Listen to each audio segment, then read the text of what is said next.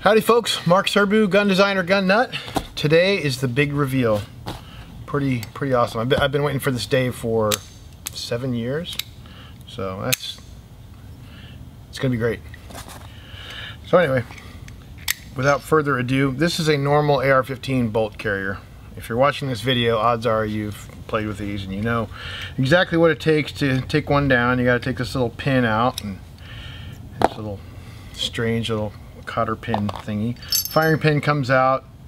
Now you got to rotate this sucker 90 degrees, the top of the cam pin. Then once you get it rotated 90 degrees, then it can clear the gas tube.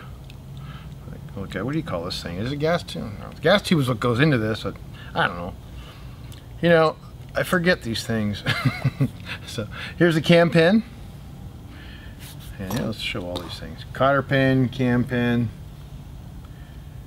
and yeah, I sometimes know what this is called. I just forgot for the moment. Firing pin, and then you just pull the bolt head out.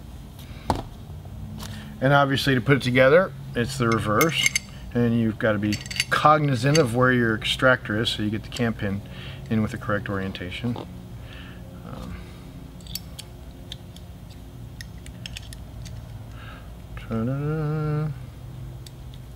See how hard this is? You gotta turn this around, and yeah, I'm sure there's some 15-year-old girl. Like, you ever see that Russian, the AK-47 video where this girl just takes the AK apart in, like, I don't know, 15 seconds, takes it all apart and puts it back together, and it's like, holy crap. That'd be my daughter if she wasn't such a brat. Anyway, so yeah, here you go. Put the cotter pin back in and hope for the best. God dang it. Yeah, they're sprung a lot of times. This one shouldn't be too sprung. It's brand freaking new, but I don't know.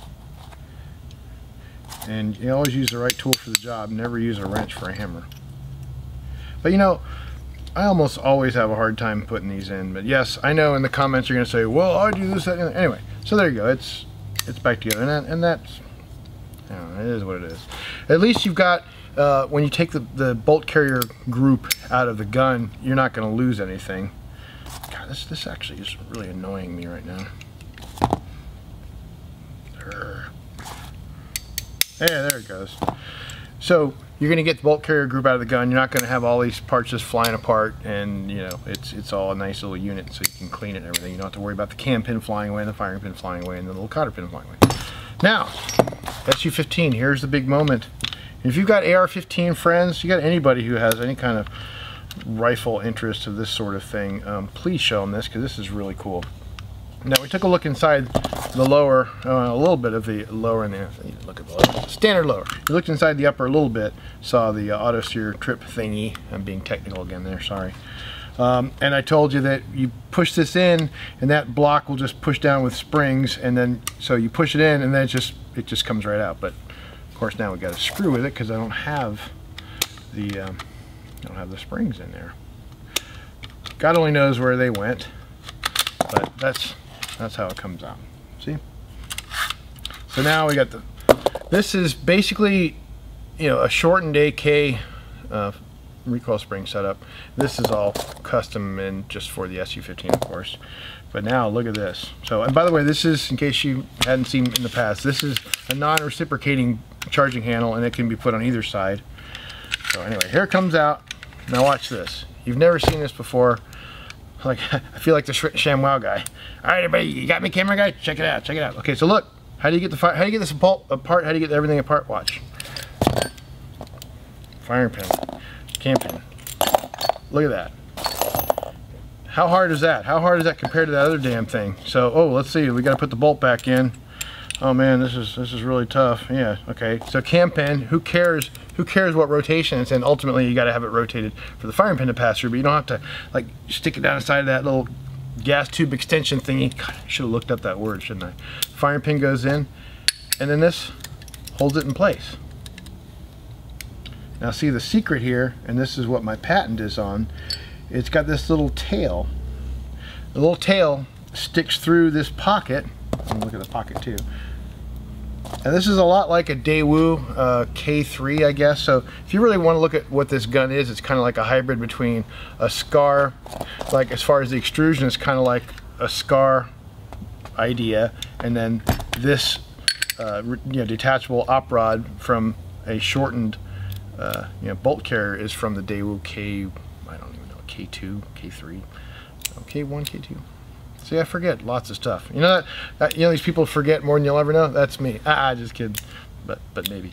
But anyway, it is a shortened carrier now. Of course, in the Daewoo, it looks like it's just somebody chopped off an AR.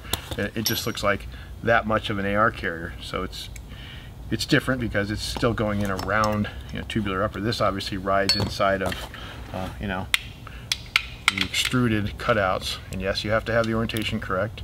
But of course, it's going to be correct. Well, it's not going to be correct. It's going to be attached to this. You still got to have your bolt head in correct rotation. But anyway, so this is cool. Little op rod. The spring goes all the way, most of the way down inside of it. Obviously, it doesn't make it past there.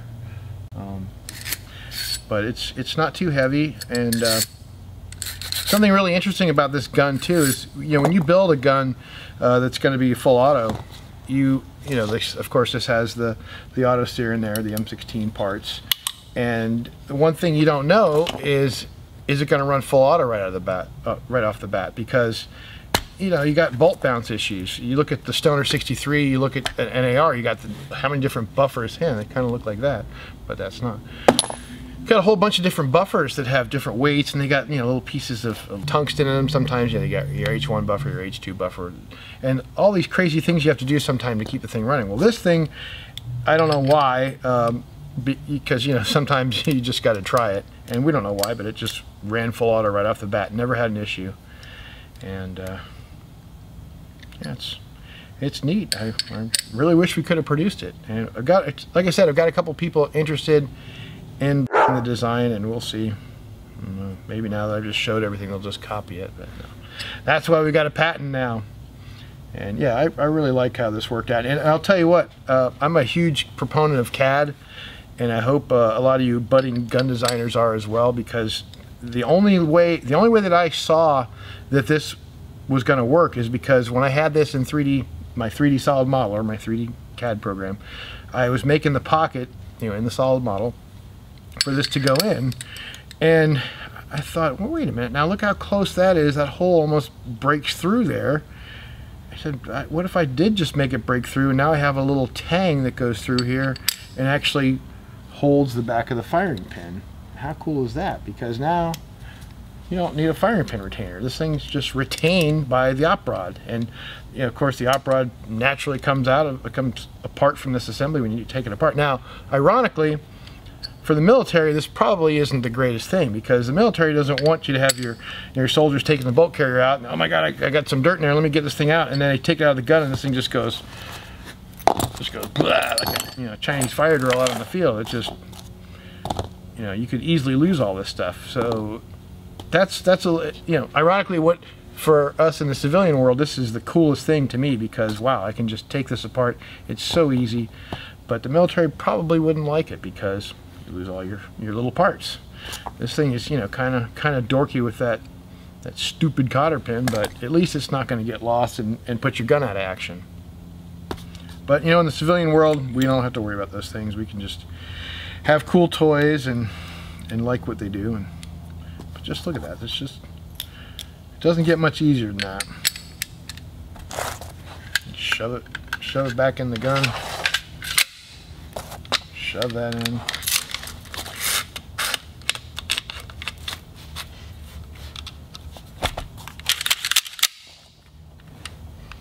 So that's it. I'm not gonna embellish anymore. That's you've seen it all. It's I think it's a cool system. It just needs a couple tweaks, and go to your friendly neighborhood gun company, see if they want to buy this design. Because I would love to see this thing come to life, be out there somewhere, as opposed to just someone stealing pieces of it. There you go, SU-15 guts. Thanks for watching. And hey, by the way, join my Patreon channel. got some a really cool giveaway that's going to be happening. Hopefully my next video will be talking about it, and you'll already be there ready to go when it gets announced. Thanks. Take care.